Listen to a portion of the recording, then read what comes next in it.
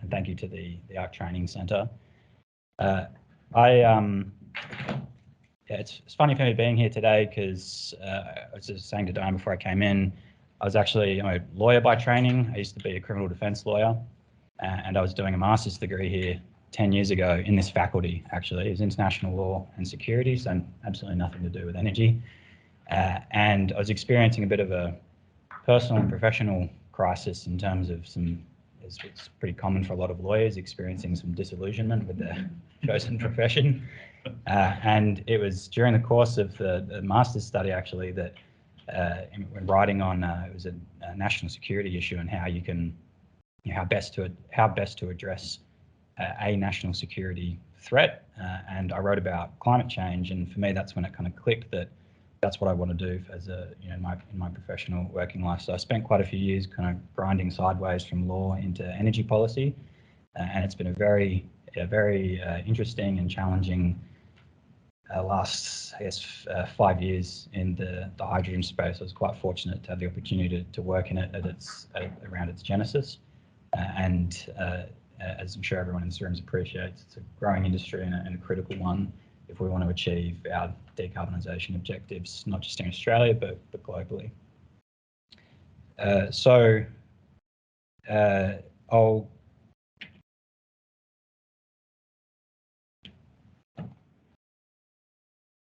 Great. So what I'll cover is I'll just do a very brief bit of, I'll skip over the what is hydrogen because I think I'm looking at a room full of engineers. But I'll speak briefly about why it is that we really do need it. I'll go through some of the policy context and where the hydrogen strategy fits in with what the New South Wales government is doing on the energy transition.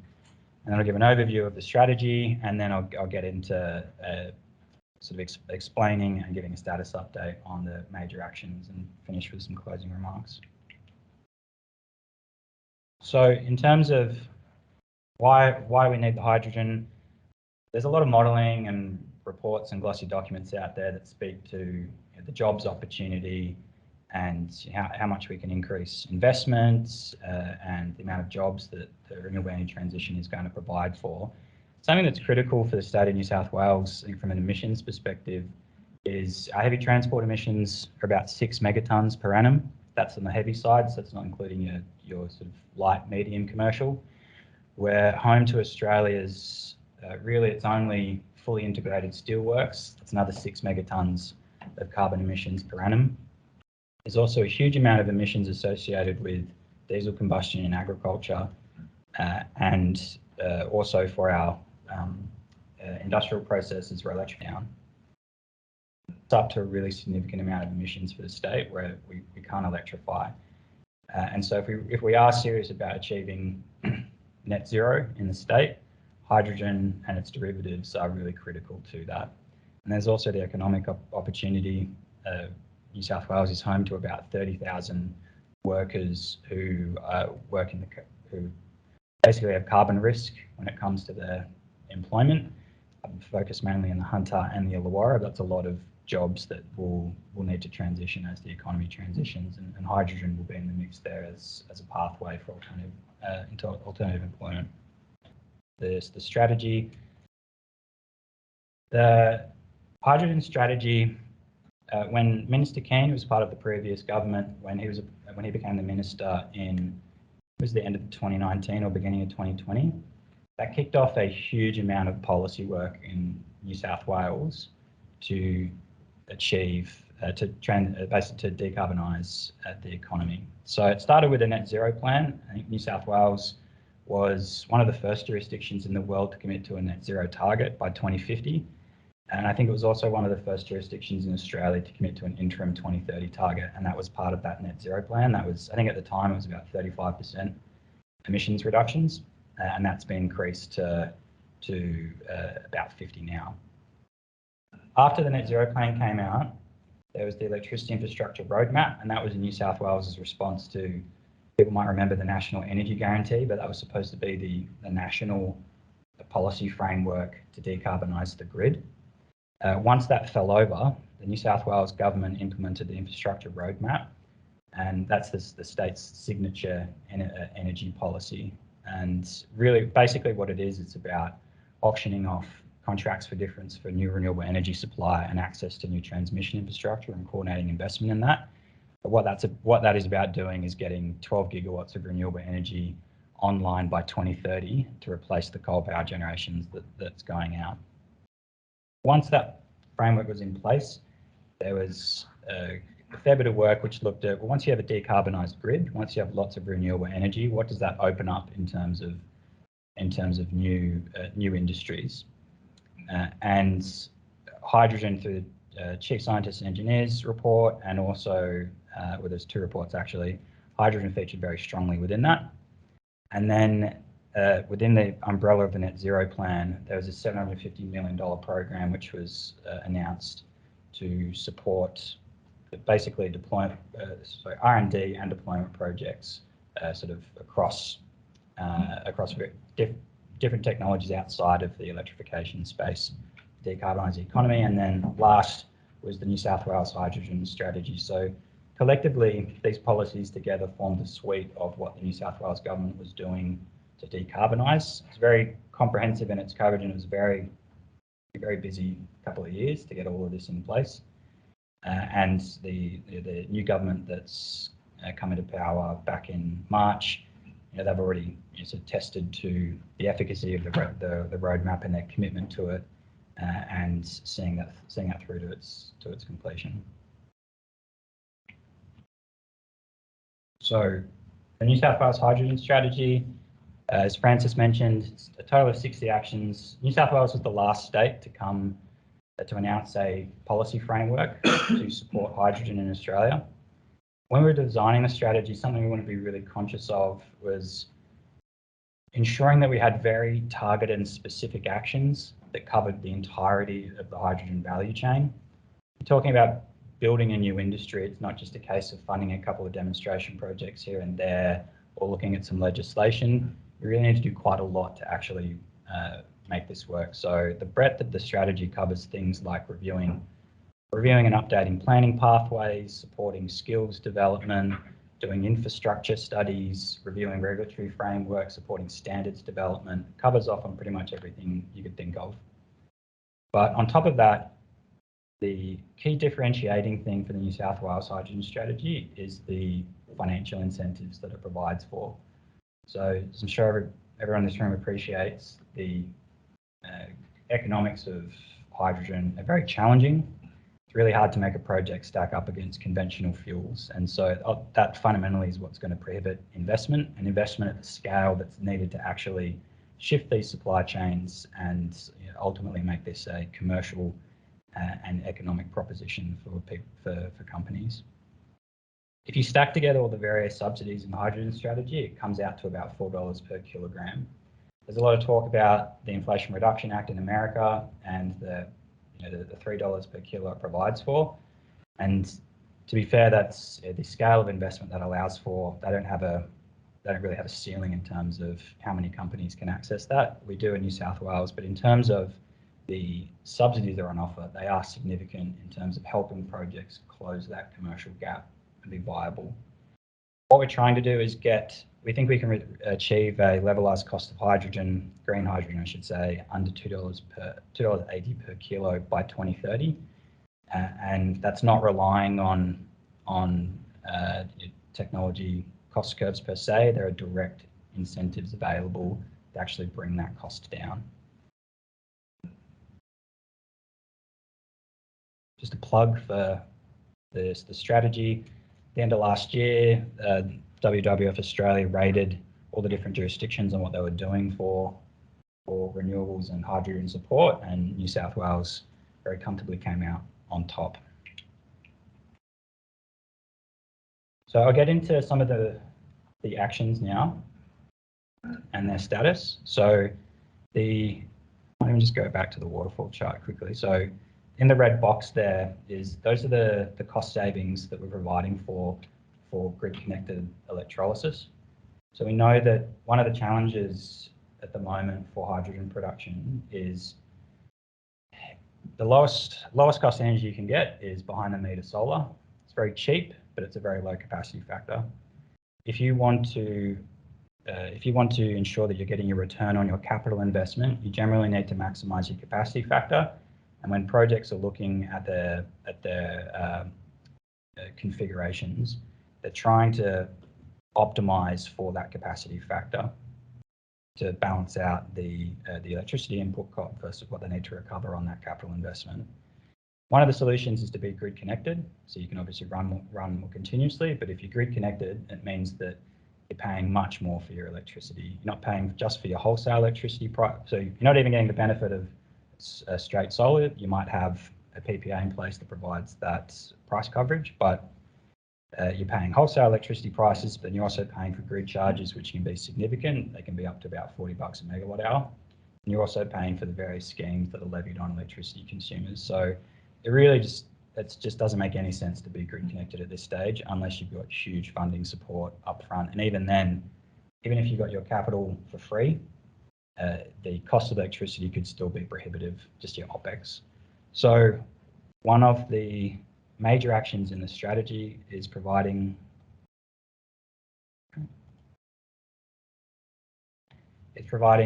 exemptions to those charges. So it was announced as part of the strategy back in 2021.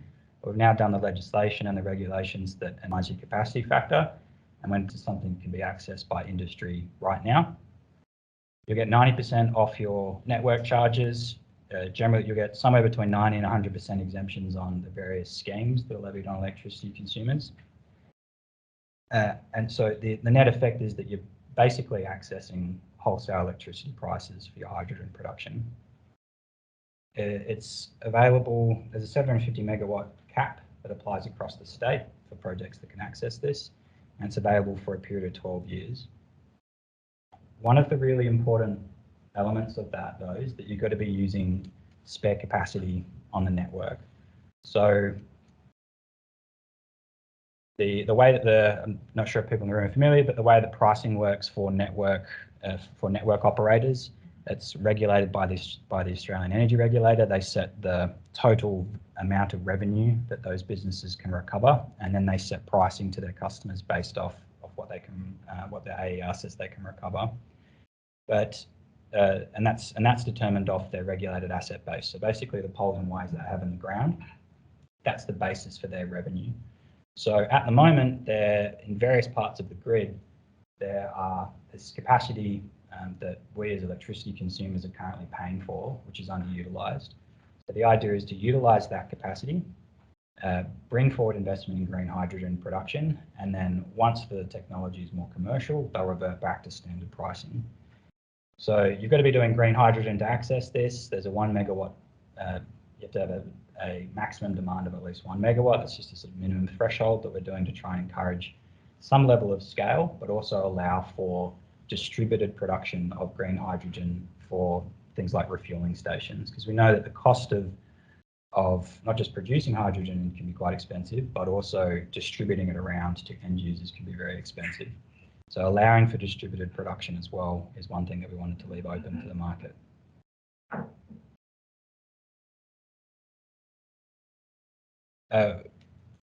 What gets talked a lot about is the different colours of hydrogen: green, blue, yellow, and everything in the rainbow. For the purposes of this incentive framework, you've got to be grid connected. So you can obviously, really all this means is that for your total load, you've got to be matching that with renewable energy certificate surrenders. And there's a lot of work going on at the moment globally looking at certification and how do we certify the carbon emissions intensity of a kilogram of hydrogen. Different markets are looking at different sort of levels of requirements. So at the sort of entry level, I guess, would be, light green, kind of as I call it, would be what's proposed here. You do need to match your electricity consumption with renewable energy certificate surrenders, but we're not requiring real-time load profile matching to go along with that. In Europe, say as an example, and I'm not sure where they've landed at the moment, they seem to be vacillating a little bit, but some jurisdictions, in order to claim a certain level of carbon emissions intensity, what they're requiring is that you're matching renewable energy certificates that are generated either same day, same week, or same month. and that's in the interest of trying to incentivize greater levels of renewable supply within the grid. But for the time being, what we're trying to do is keep it as simple as possible, keep costs as low as possible, because we know that costs are already challenging enough. But that's the sort of the framework that we're looking at. The Commonwealth Government is currently developing a guarantee of origin scheme, which will be the government certification framework. Straight solar, you might have energy, but basically that's looking at the, as a consumer of hydrogen, if you want to say, yes, I'm now a green business, or justifying a premium that you might pay for a green product, you want confidence in the provenance of that hydrogen, and that's why these certification frameworks are in place. They're still under development though, and so the idea is to amalgamate the processes once that actually is completed.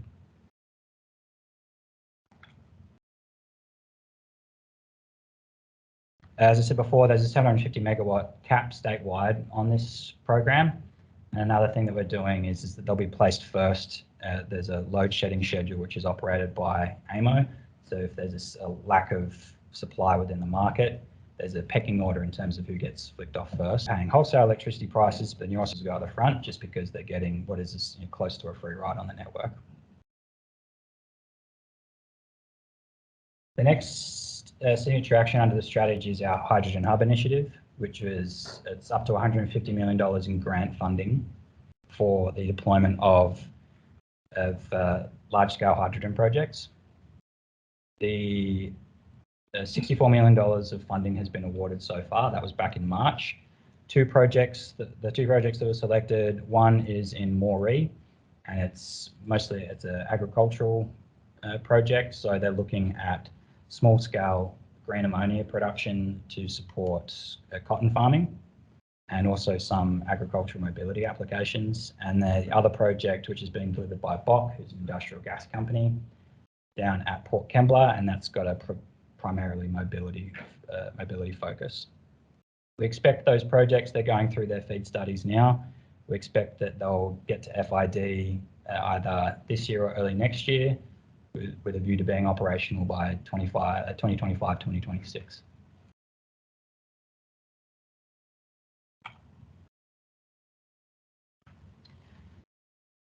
Back in March last year, there was an MOU signed by the New South Wales, Victorian and Queensland governments to collaborate on the establishment of a hydrogen refuelling network on the East Coast. The first initiative that's being delivered as part of that is the Hume Hydrogen Highway. So this is another grant funding program, and this is delivering, the objective is to establish a hydrogen refuelling corridor between Sydney and Melbourne. And the reason that we opted to target heavy transport, there's been quite a bit of analysis around where does hydrogen fit in when it comes to transport. There's still, jury's still sort of out between battery electric and hydrogen. Which way do you go? We're trying to attack the heaviest end of the transport as a sort of no regrets type pathway, looking at vehicles that are 50 ton GVM. And as I said at the top, 6 megatons of New South Wales annual emissions comes from heavy transport, and that's forecast to grow. They're really long. If a truck's on the road, I can't remember the number off the top of my head, but it's something like 20, 25 years that vehicle usually will be in operation. So it's a really long legacy for an investment decision that's made now by fleet operators. So when it comes to things like heavy transport, it's really important that we get moving as soon as possible to achieve that net zero 2050 objective. The difficulty with hydrogen when it comes to heavy transport is not just access to vehicles. OEMs generally today are focused on battery electric, and there are OEMs who are startups who are pretty well advanced in terms of commercial products, commercial offerings for hydrogen vehicles. But the more established OEMs are still kind of getting their act together, and probably won't have trucks available to the sort of second half of this decade. But just laying down the refueling stations as well, that's a significant infrastructure barrier that you're coming up against. Battery electric, you've got to roll out chargers, but a lot of the electrical infrastructure is already there. Getting refueling stations down and getting them scoped and sized to be able to actually physically refuel trucks who are going through a lot of hydrogen is extremely difficult. Just the mechanical engineering that goes into that, being able to actually refuel quicker, because that's one of the benefits of stated benefits of hydrogen, is that you don't have to wait however many hours for your battery to charge, that you can refuel in an equivalent time frame that you would for standard refueling.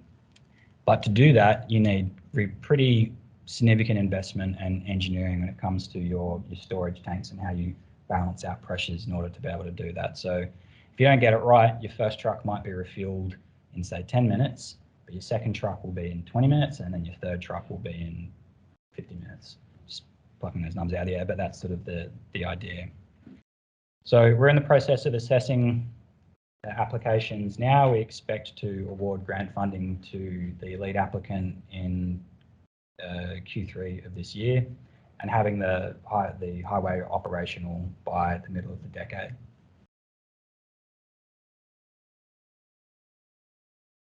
At the moment on the Central Coast, there's actually a hydrogen bus driving around as part of a trial. I think it's Red Bus is the operator up there. That's the actual bus. It was manufactured in a facility in Western Sydney. I'm not a bus expert, but apparently they use an aluminium chassis, which is a novel technology.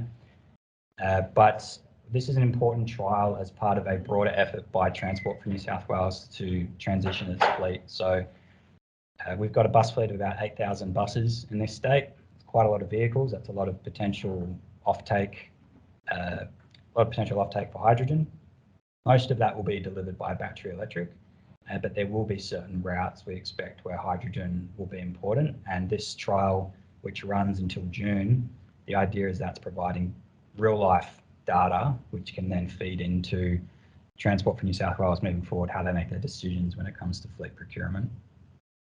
And that's one of the trials like this are really important, because at the moment, when you're making these decisions within government, you can only go off the modelling that's available, and what's actually really important is just have that real life data on how these vehicles perform. Coming into a cold, I just thought, a bus is a bus and that's whatever. But as I've come to learn, there actually is quite a lot of variance when it comes to things like topography of the route, the length of the route, the depot itself, the amount of buses that you have within it, what space you have, if it's metro, outer metro, regional. There are actually a lot of variables that go into decisions when it comes to what is the optimal choice for battery electric versus hydrogen. It's significantly more complicated than I ever thought it could be.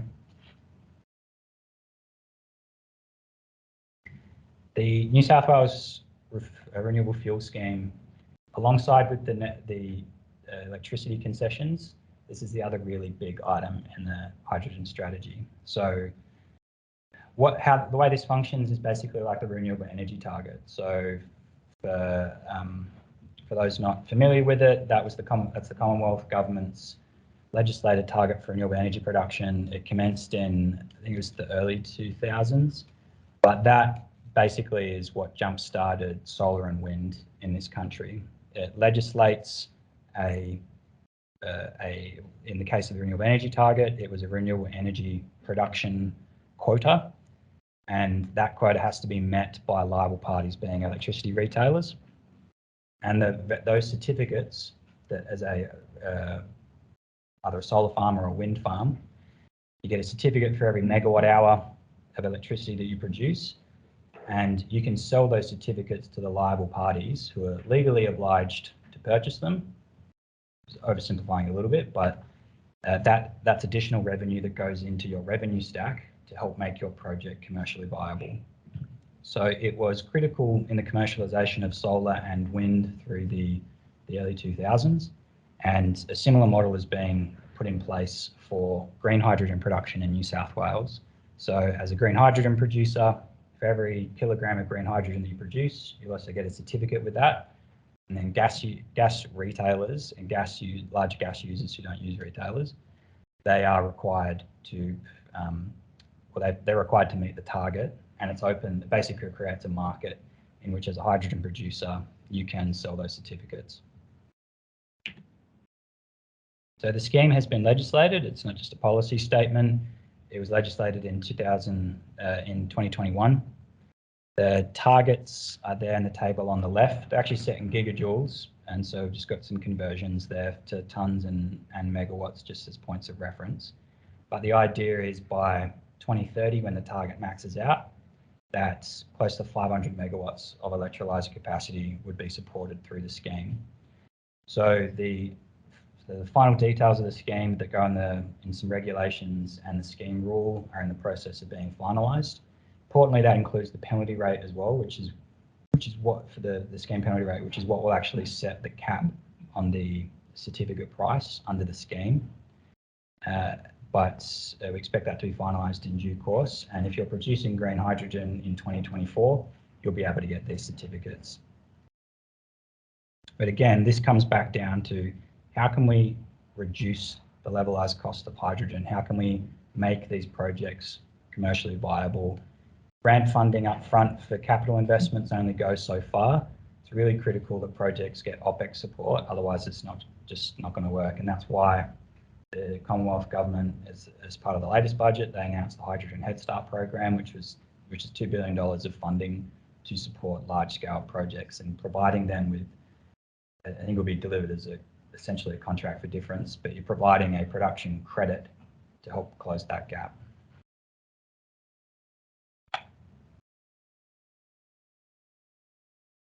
So, as I was saying at the top, what we've been trying to do with the strategy is trying to be really pragmatic when it comes to the actions that are in there.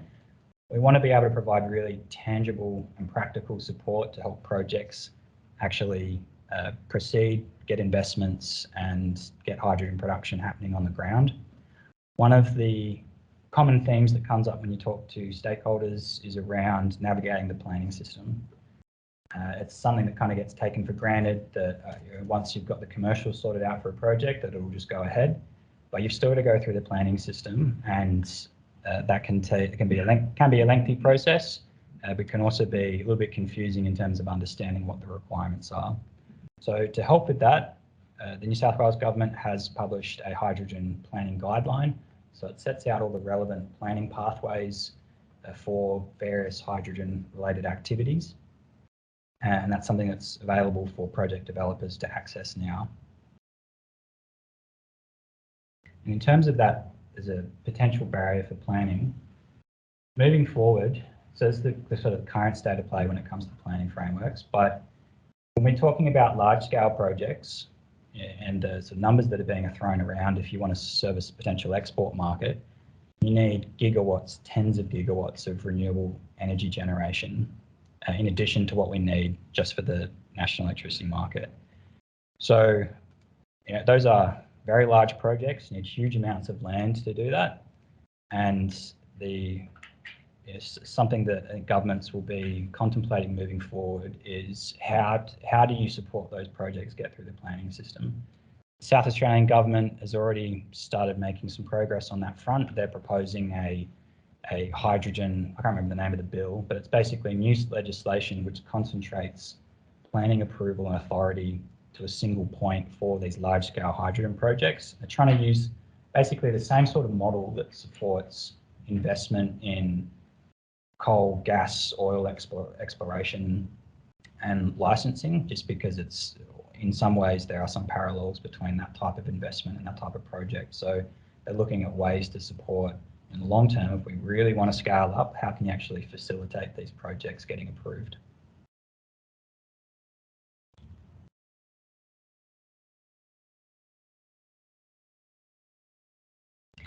Another, this is probably the least interesting bit of what's being done under the strategy, but in some ways the most important.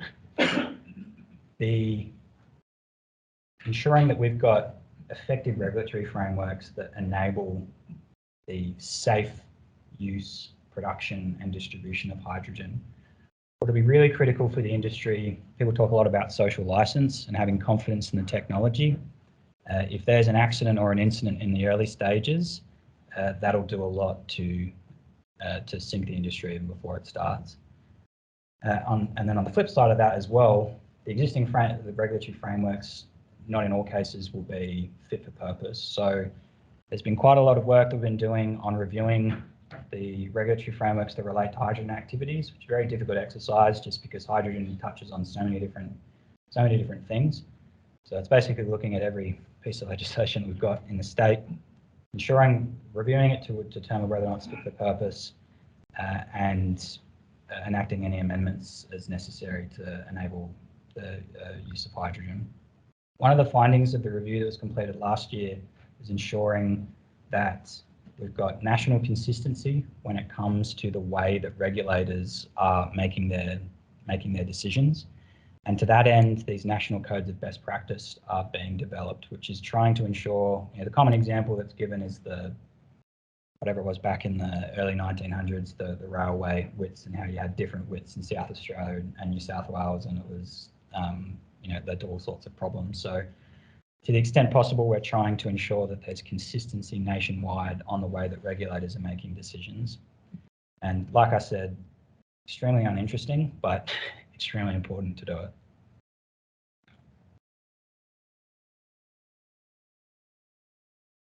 The first action in the strategy is our hydrogen infrastructure master plan. And this speaks to that point I was making about scale. So at the moment, the average demand in New South Wales in the NEM is about, I think it's about 10 gigawatts.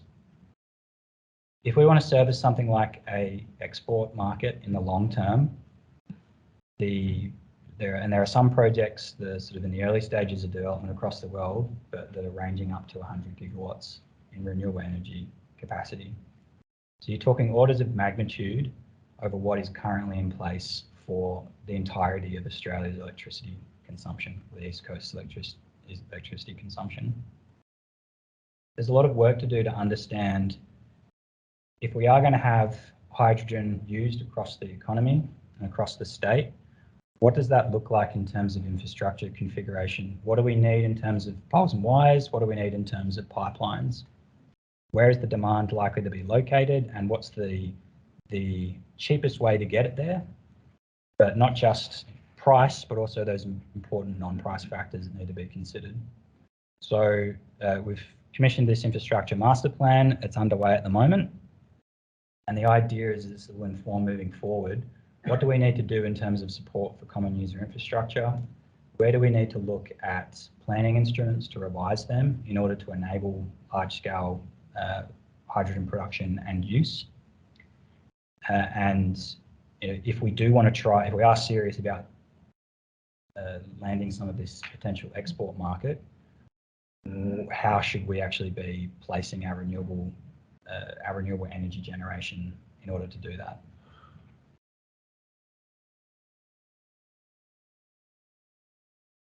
Another study we've commissioned is an ammonia market study. Green ammonia is it's obviously a derivative of hydrogen. It's currently used in agriculture and for mining explosives predominantly. But there's potential to use it as an energy vector for export of renewable energy overseas, and also potentially as a substitute for marine fuel. There's competition with methanol, and there's other technology that can obviously go in place. But the idea for this report is to try and understand what is the size of the opportunity, what are the price requirements going to be for those different markets, both internationally and domestically. To what extent is there a willingness to pay a green premium? There's a lot of chat around green premiums and how the expectation that willingness to pay a green premium can kind of carry the day and help make these projects viable, but is that legitimate? If there is a willingness to pay, how much is that premium, and will it cover the cost gap that currently exists? And then trying to consider, when it comes to delivered cost of green ammonia, how does New South Wales stack up against potential competitors? So obviously a lot of different countries are interested in doing this. There are a lot of countries that are energy exporters now and will be thinking in the long term, what are we going to do as an alternative? So where should we, when it comes to price and non-price factors, where should New South Wales be focusing its efforts when it comes to green ammonia? And what's the optimal pathway for us to grow market share? Do we try and go export to Japan first? Should we look at domestic markets and build scale? What are what's needed in terms of potential subsidies to actually make it all work? So, just in terms of final sort of key takeaways for the hydrogen strategy, well, we're very well advanced in its implementation, particularly on those major actions, the Renewable Fuel Scheme, the electricity concessions, our grant funding programs. We've got quite a number of studies and actions underway, which is going to support the next phase of development. So the hydrogen strategy, it lays the foundation. It's what's getting the industry started. But one of the biggest challenges is going to be, well, once we get the first layer of projects down, how do we get to scale? How do we get to that? We can start off with 10, 100 megawatts, a couple hundred megawatts, but if we want to decarbonize steel, that's going to take about 2 gigawatts of just electrolyzer capacity, let alone the renewable energy you need for the other steps in the manufacturing process. Heavy transport by 2050, it's about the same. We're talking gigawatts of electrolyzer capacity. So we really need to understand how it is that we're going to get there. The New South Wales Hydrogen Strategy, it provides material, direct incentives to help bring down the cost for projects and make them commercially viable. And we expect hydrogen hubs and green hydrogen production to be operating in New South Wales by 2025. And just in terms of that question of scale as well, the National Hydrogen Strategy that's currently being reviewed. So they made their announcement about the Head Start program, which is the $2 billion of funding support. They're also reviewing the National Hydrogen Strategy. And some of the key issues that we're going to have to consider as part of that process is things like workforce. In order to do this transition, we need thousands of engineers, electricians, I think someone made the comment the other day that it's hard enough to get a Sparky to come and change a light bulb, let alone build several thousand kilometres of high voltage transmission infrastructure, especially when everyone else in the world's trying to do it as well. So how do we get the workforce that we need to be able to do this? How do we get people skilled up? To what extent do we need to try import that expertise from overseas? How are we going to take the engineering challenges and the learnings that we've taken from our initial deployments at, say, the 10, 50 megawatt scale, and how do you, because it's a very different engineering exercise to do a project that's 500 megawatts a gigawatt. It's in some ways, it's a almost entirely different project. There's obviously the question of renewables. How are we going to get, we need to transition our grid and decarb. There's coal power stations coming offline. We need to not only swap those out, but if we want to electrify the components of the economy which are currently using gas, if we want to do things like hydrogen export, attract new industries, you need huge amounts of extra renewable energy. So there's that challenge. How do you mobilize and create all the supply chains which are necessary to deploy these projects? It's not just about electrolyzers, it's about the balance of plant as well. It's about the upstream renewables. How do you actually make sure that you have these supply chains in place so that we can achieve the scale that we want, particularly, as I said, when everyone else is trying to do the same thing? Do we need to bring some of that manufacturing onshore? How do we actually attack that problem?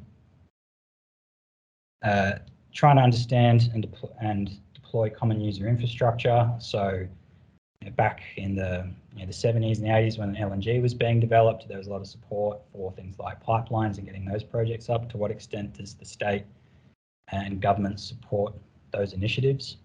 How do we coordinate between all of the different proponents and ensure that we're getting economically efficient outcomes? The common example is Gladstone, where there's 3 pipelines going into the same port, and that's kind of maligned for its wastage. Heavy transport is going to be a big challenge, trying to get the refuelling stations out, trying to get logistics operators understanding the benefits of hydrogen for transport. As I've come to appreciate, logistics is a really, really finely tuned machine. If you start to make adjustments in even just the smallest, the smallest cog within that apparatus, things can actually come undone. And so it's going to take a lot of work to actually change the way that those commercial models and their actual, like the logistical model works. And also, as everyone in this room would appreciate, power to X, and it's not just about hydrogen, and it's not even necessarily about its derivatives. It's also about the production and manufacturing pathway, and ensuring that when it comes to support for hydrogen, that it's not locking out other potential technology solutions which could move things forward. So yeah, thank you very much for your time. Appreciate it. I hope that was informative and useful. I've tried to cover off on sort of the big interesting stuff, but also like the really important nitty-gritty stuff, which often gets lost in the conversation. And looking forward to taking any questions.